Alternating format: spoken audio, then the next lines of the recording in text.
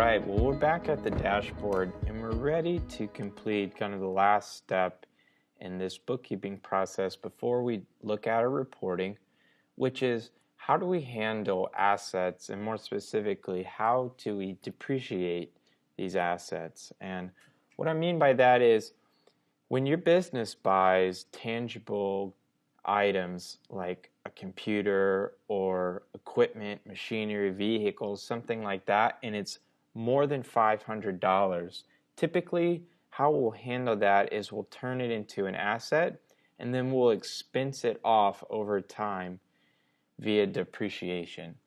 So what I'm going to do is I have an example here of an item, gateway motors, for $411. Let's pretend that's $4,000.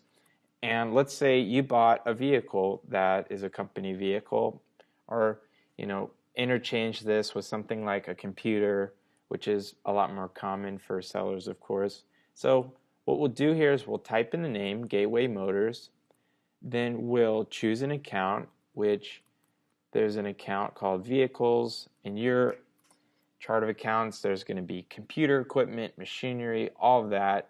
There'll be what you'll do is you'll look under the Assets section on your chart of accounts, choose the most appropriate asset, and then we'll go ahead and enter a description. So I'm just going to say something like Ford Focus 2011. And so this is going to now become the name of this asset. And when we click OK, it's going to reconcile. And what that has done is it's gone and registered an asset for our business. So what we'll do is go to Accounts, then to Fixed Assets. And here we see at Fixed Assets in our Drafts tab, there's the Ford Focus, which we just categorized.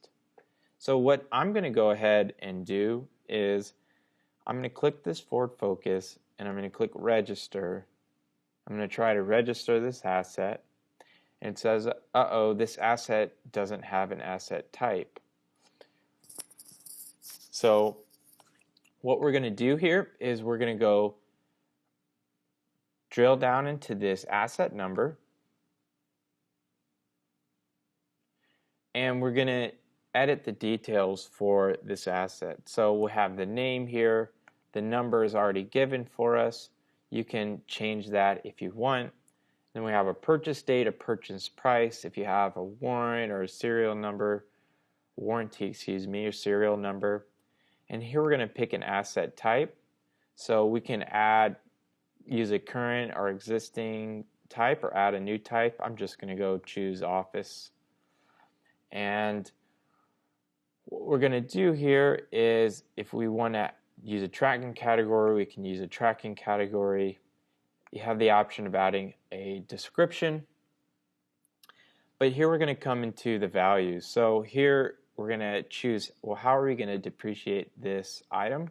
So let's say the depreciation start date is going to be from the beginning of the month we bought it in. And then you'll have to choose a depreciation method. You can consult an accountant for this, but generally straight line is pretty appropriate. And we'll use what is going to be our average method. I generally just do full months. And then what we can choose is, do we want to use a rate or a percentage or an effective life? I think the most appropriate is probably to choose an effective life, or how many years. So I'm going to go ahead and choose, in terms of years, that this car is going to be depreciated over 5 years. Every type of asset has a different depreciation life, and so you can consult a tax accountant on the details around that. Also, some of this is going to be pretty heady in terms of accounting background, and so I'm going to have some resources later on where you can kind of educate yourself on some of the finer details of accounting principles and theory, etc. So let's just say we choose our method, we're going to do it by month, and then we're going to make the effective life of this asset 5 years. Then we're going to go ahead and register it. And now once we click register, our forward focus now becomes an active asset in our fixed asset register. And so from here, what you're going to do either on a monthly or an annual basis is you're going to come in and you're going to do run depreciation. So we'll click this button to run depreciation. And once we get to the next screen, the very first thing it's going to ask us, well, when do you want to run depreciation from?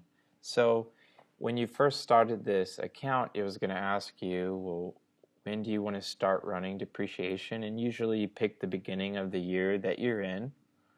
And so now it keeps a record of all the months that you've run depreciation. So let's say we're in the month of October and we want to close October. What I'll do is I'll just pick, let's run depreciation from the beginning of the year till October.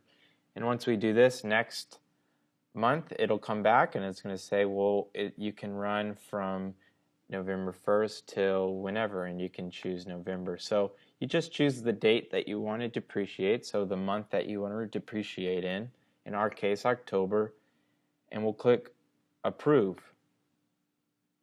And it's as simple as that. Depreciation is now current as of October 31st. So all you have to do is once a month come in, run depreciation for the month that you're closing, and just like that, your fixed assets are up to date and depreciation is run. So that's a wrap, and we'll see you on the other side.